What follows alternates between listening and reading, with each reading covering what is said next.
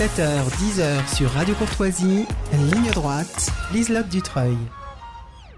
On le sait et nous venons d'en parler, la gauche ne recule devant rien pour imposer ses idées pendant ces élections législatives, y compris la violence. Lorsqu'elle n'est pas utilisée par la gauche elle-même, cette dernière pousse les minorités à s'en emparer, créant ainsi un climat de chaos, comme au moment de l'affaire Naël par exemple.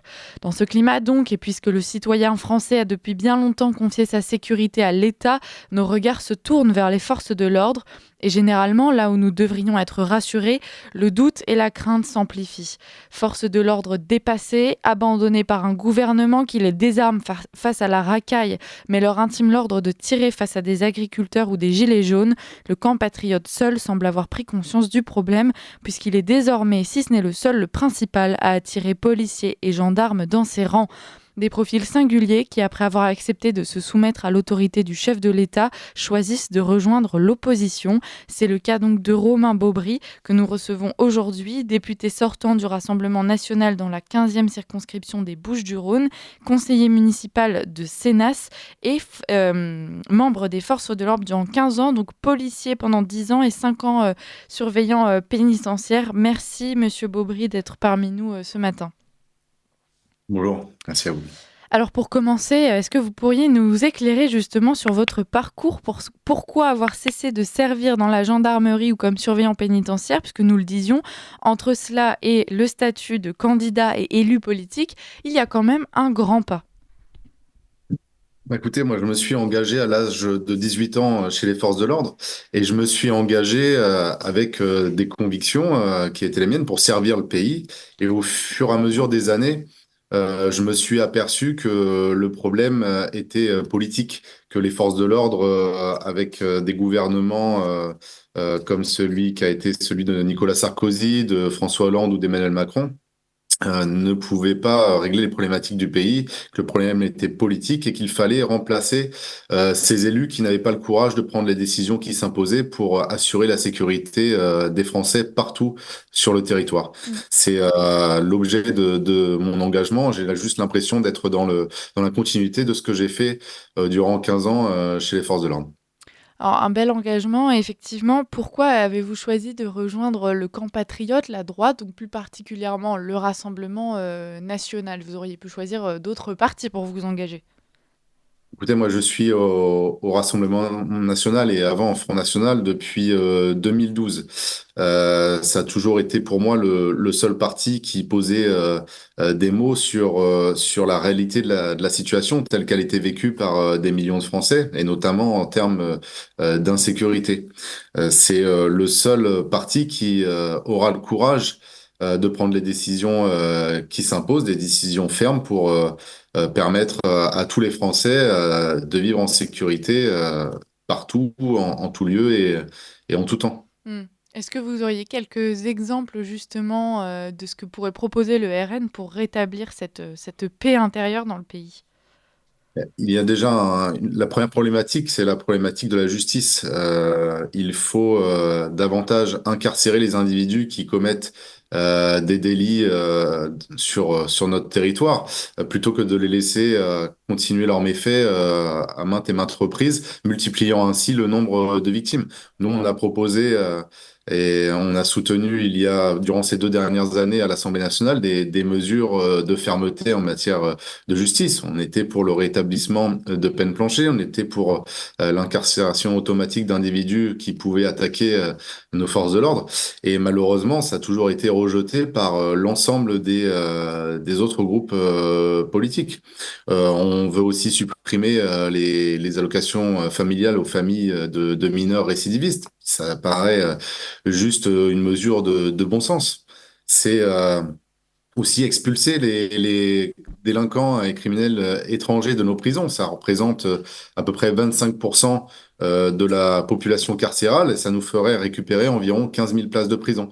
Donc c'est aussi par le biais de ces mesures qui concernent la justice qu'on va pouvoir assurer davantage la sécurité des Français. Et puis il faut aussi, bien sûr, c'est soutenir nos forces de l'ordre qui ont besoin d'être soutenues moralement, d'être réarmées moralement, j'ai envie de dire, et puis afin qu'ils puissent assurer leur mission dans de bonnes conditions. Quand vous étiez encore justement engagé dans la gendarmerie ou comme surveillant pénitentiaire, est-ce que toutes ces idées-là, elles étaient partagées par la majorité de vos collègues? Est-ce que c'est quelque chose dont vous parliez, notamment ce sentiment d'abandon justement? Oui, alors moi, j'ai fini ma carrière Enfin, j'ai fini ma carrière, je suis en Mm. disponibilité de la police. D'accord. Je suis engagé à 18 ans en gendarmerie, j'ai passé 2 ans, et ensuite administration pénitentiaire, puis presque 10 ans dans la police. Oui, c'est un sentiment qui est partagé par l'ensemble des collègues. J'ai encore de nombreux contacts avec mes anciens collègues, et j'ai aussi de nombreux contacts avec des membres de force de l'ordre qui me contactent régulièrement pour me faire part de leur désarroi et de leur attente en espérant que les choses changent rapidement. Et c'est vrai que Mm. comment dire, le tournant que va peut-être prendre l'Assemblée nationale ce dimanche est source d'espoir pour toutes les forces de l'ordre. Mm. Est-ce que vous n'avez pas peur aussi, justement, comme le disent certains, que cela provoque l'étincelle qui déclenche le chaos? On a beaucoup de personnes qui pointent le Rassemblement national du doigt en expliquant que c'est justement la victoire de ce parti qui pourrait oui, déclencher l'embrasement d'une partie de la France. Bah, disons que ça sera le choix des Français de nous porter au plus haut dans cette élection.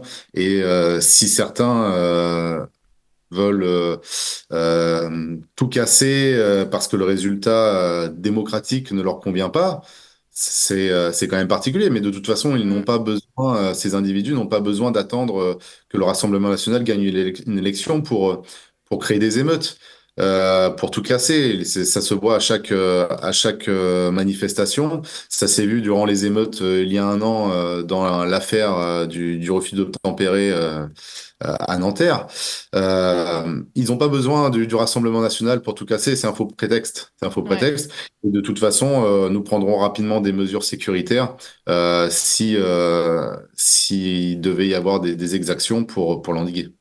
Est-ce que vous avez l'impression que la gauche essaie de surfer aussi, alors surfer, j'ai pas le droit d'utiliser de mot anglais à la radio et c'est très bien d'ailleurs, mais que la gauche essaie de se saisir justement de toute cette violence qui peut couver par exemple dans les cités françaises. Est-ce que la gauche joue un rôle justement dans ce potentiel embrasement? Mais c'est le fonds de commerce de la gauche d'appeler aux exactions de la part j'ai envie de dire, d'une partie de leur électorat. Parce que une partie de leur électorat est faite, quand elle n'est pas faite d'islamistes, quand elle n'est pas faite de communautaristes, elle est faite aussi parfois de racailles. Et on le voit quand il suffit d'aller, comment dire, quand ils essayent d'appeler au vote. Mm. Ils font un gros travail dans certains endroits où c'est notamment des endroits qui sont très connus pour les trafics de drogue. Et ils n'hésitent pas non plus hein, à aller parler d'ailleurs avec ces dealers pour essayer d'engranger des voix auprès de leur entourage. Donc, c'est leur fonds de commerce. Faut pas être étonné. Ça fait des années qu'ils surfent.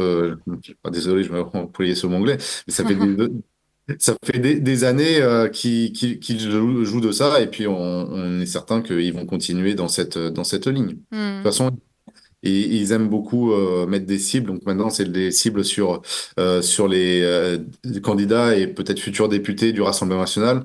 C'est des cibles sur les forces de l'ordre qu'ils détestent. Ça a été, et c'est encore d'ailleurs des cibles qui sont mises sur nos compatriotes de confession juive depuis les attaques du 7 octobre. Donc voilà, ils sont spécialistes en la matière. Quand vous voyez que monsieur Raphaël Arnaud a été investi justement par la gauche, alors qu'il est, on le répète, inlassablement triple fiché S, militant antifasciste ultra-violent, quand vous voyez donc que cette personne peut être investie comme potentiel futur candidat à Avignon, est-ce que ça ne vient pas ce n'est pas le signe que la gauche a réussi à imposer l'idée que la violence peut être légitime tant qu'elle sert le camp autoproclamé de la bien-pensance? Oui, mais ça en dit long sur leurs ambitions, et c'est aussi ce qui participe euh, à peut-être une certaine gêne, parce que je pense que des candidats comme François Hollande se retrouvent dans cette même gauche. C'est quand même déplorable. Et effectivement, des fichiers S, des personnes qui appellent à mettre une balle dans la tête Mm. sur certaines pour certaines personnes.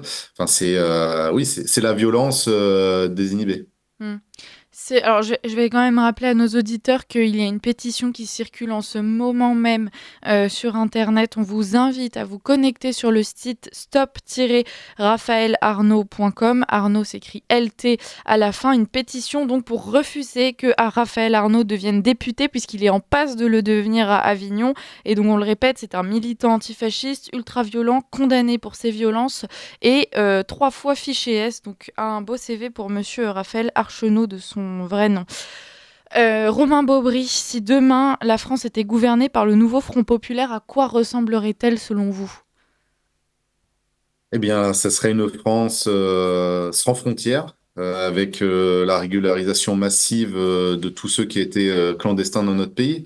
C'est la libération de nombreux détenus de nos prisons. C'est une France communautarisée. Mm. C'est une France islamisée qui demain serait le visage du pays. C'est aussi une police désarmée. Ils veulent supprimer au maximum l'armement de nos forces de l'ordre. Ils veulent supprimer les bacs. Ils veulent légaliser le cannabis. Enfin, c'est une France dont on ne veut pas. C'est une France dont de nombreux Français ne se reconnaîtraient pas. Mm. Le... je vous ai coupé. Non, Non, ça non, l'est. c'est bon. Parfait. Quand on parle de violence aujourd'hui, de violence de rue, dans les manifestations, etc., on pointe souvent du doigt les militants de droite. Je parle par exemple du comité du 9 mai, donc un groupe militant nationaliste qui a rassemblé plusieurs centaines de personnes dans les rues de Paris. On a l'exemple donc de cette femme d'origine africaine et militante gauchiste qui s'en est pris violemment aux manifestants en les insultant copieusement. Et alors, elle n'a pas eu à se plaindre de la moindre violence, ni même insulte, malgré ses provocations. À l'inverse, scénario la semaine dernière, une militante du collectif Némésis a dû se rendre à l'hôpital après avoir été molestée à terre par des militants du Front populaire. Est-ce que vous pensez qu'il y a un deux poids, deux mesures aujourd'hui dans le traitement médiatique des violences qui sont commises donc dans le cadre de manifestations, de violences de rue, etc. Il y a toujours un deux poids, deux mesures selon de qui viennent les violences. Euh, on l'a vu encore là avec le clip ignoble Ouais. qui est sorti et qui appelle à la violence, qui appelle au meurtre, qui appelle au viol, où des médias parlent d'actes de résistance, de combats politiques menés de la part de rappeurs. Et alors que ces propos sont juste une succession d'appels au délit, d'appels au crime. C'est toujours vu d'une façon différente selon de quel côté penchent les idées politiques. Mm. Ça fait des années que ça dure et je pense qu'il va falloir de toute façon continuer à s'habituer à ce traitement médiatique différencié. Mm. Est-ce que vous constatez un certain sentiment d'impunité justement chez les militants d'ultra-gauche En tout cas, Raphaël Arnaud en est pour moi quand même la preuve. Hein. Il n'a pas l'air d'être plus inquiété que ça alors qu'il est connu pour des actes de violence, qu'il est fiché S. J'ai l'impression qu'on pardonne très facilement à ce genre d'individu et Mm. alors que pour une virgule mal placée éventuellement de la part de quelqu'un qui se situerait à droite, c'est tout de suite un emballement médiatique. Mm. Le Rassemblement national demain au pouvoir donc pourrait renverser cette tendance-là et rétablir finalement une certaine justice. C'est notamment après pour tout ce qui est groupuscule, on appelle de toute façon à leur dissolution Mm. et puis le groupuscule de la jeune garde de Monsieur Raphaël Arnaud en fait partie. Mm. Vous étiez aussi surveillant pénitentiaire, donc là on a beaucoup parlé de police, de gendarmerie. Est-ce que l'état des prisons vous inquiète? On a le cas donc de Mohamed Amra, là, donc avec sa funeste évasion qui avait fait grand bruit dans la presse. Alors beaucoup s'interrogeaient, est-ce que c'est la faute des surveillants pénitentiaires? Est-ce qu'il y a eu un manque de contrôle? Ou bien est-ce que simplement on a été mis face à l'état de nos prisons tout simplement et à nos surveillants pénitentiaires qui sont dépassés par une situation dont ils n'ont pas les outils pour y faire face. Écoutez, moi, je suis persuadé que ce qui s'est passé dans cette attaque d'Incarville aurait pu se passer n'importe où en France parce que le problème à la base, c'est la gestion de nos prisons. Mm. C'est le fait que de la drogue, que des téléphones, que des armes puissent rentrer aussi facilement, par drone notamment, par projection, par les parloirs. Et ça, c'est dans tout le pays. C'est nos prisons qui sont des passoires dans tout le pays. J'ai déjà eu l'occasion à plusieurs reprises d'interpeller le garde des Sceaux à ce sujet. J'ai fait de nombreuses visites de prison. J'en ai fait 9 en 2 ans de mandat. C'est ce qu'on retrouve à l'échelle de tout le territoire. C'est des prisons qui sont de véritables passoires où tout peut rentrer et où le laxisme est ambiant parce que on veut acheter une certaine paix sociale à l'intérieur des murs de nos prisons. Mm.